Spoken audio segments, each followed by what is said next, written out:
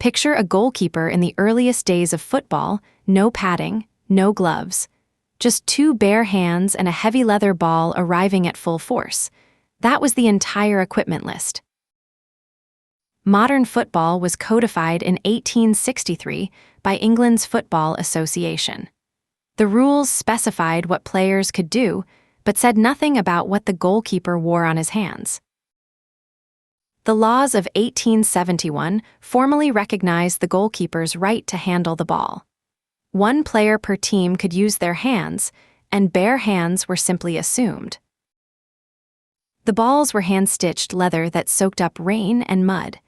By the end of a winter match, a ball could weigh close to a kilogram. Stopping those shots with bare fingers took genuine courage. Dislocations were common. Broken fingers happened. Goalkeepers built calluses on their palms like working men. By the 1880s, a quiet few keepers had started wearing thin cotton or wool gloves, not made for football, just borrowed from everyday life. Cricket gloves, already designed to absorb impact, were another option. Some Victorian keepers quietly repurposed batting gloves for protection before games. Football culture in that era prized physical toughness above all else. A keeper who wore gloves was mocked openly, called soft, reluctant to do the real work.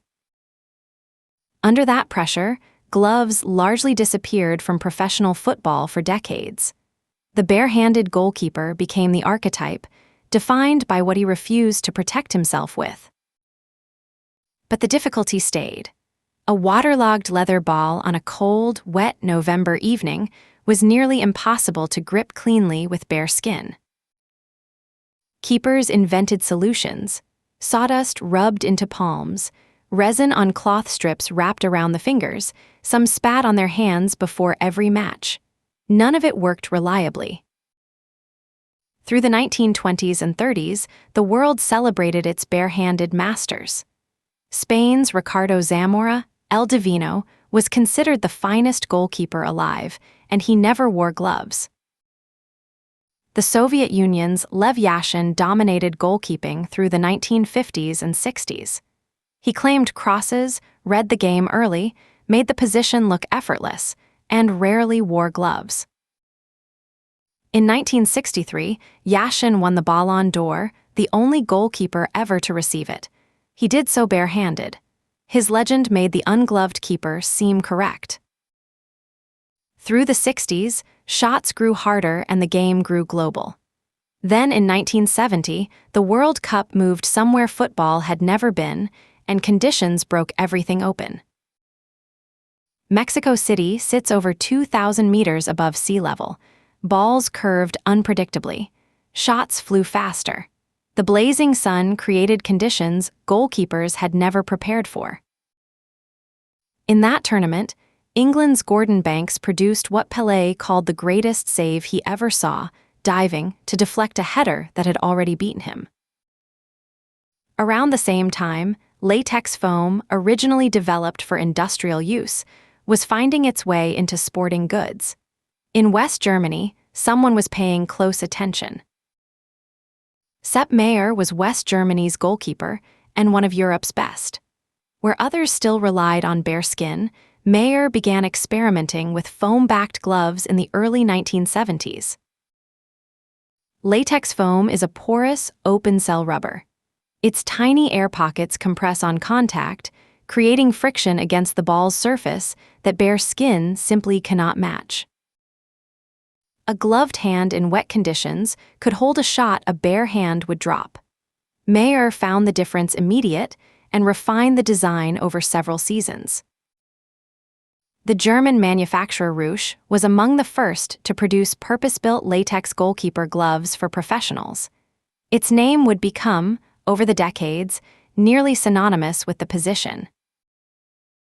At the 1974 World Cup, hosted in West Germany, Maier stood in goal wearing his gloves, visible to millions watching on television around the world. West Germany won that tournament. Maier's gloves were in the trophy lift photographs. For goalkeepers watching from their living rooms across Europe, the image lodged. Through the mid-1970s, the latex glove began moving through European football. Gradually, then rapidly, keepers at the highest level started wearing them. In England, the resistance was fierce. English football considered gloves a weakness. Through much of the 70s, most First Division keepers still played barehanded. England's Peter Shilton, among the finest keepers of his generation, believed in the tactile connection between bare skin and ball and resisted gloves longer than most.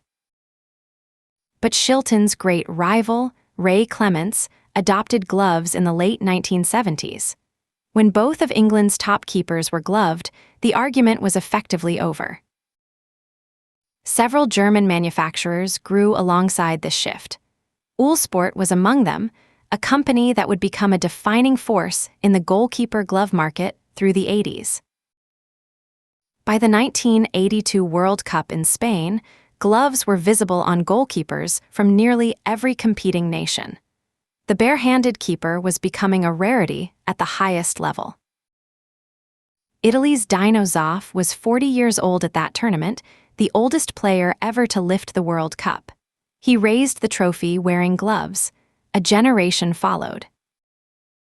Between 1982 and 1986, the glove crossed from optional to professional standard.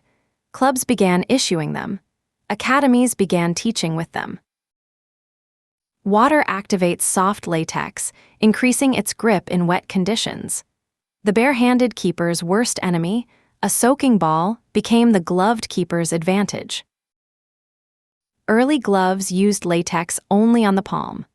By the mid-80s, manufacturers extended it across the fingers, covering the full contact surface of the hand. Different finger cuts emerged from different philosophies. Flat cut placed the seam on the outside. Roll finger wrapped latex continuously around the finger. Each offered a different feel. The negative cut, stitched on the inside, gave a tighter fit, a favorite of keepers who wanted minimum material between fingertips and ball. Manufacturers developed different grades. Softest latex gripped best but wore through in days. Harder latex lasted longer but offered less purchase on a dry ball. This created a distinction professionals still observe. Soft latex gloves reserved for match day, harder gloves for the daily punishment of training. Gloves changed what hands could withstand. Padding on the backhand reduced broken bones. Manufacturers later added stiffening spines inside the fingers to prevent hyperextension.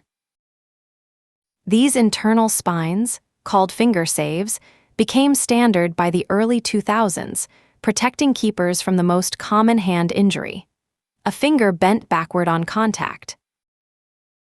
By the 1990s, gloves had become billboards.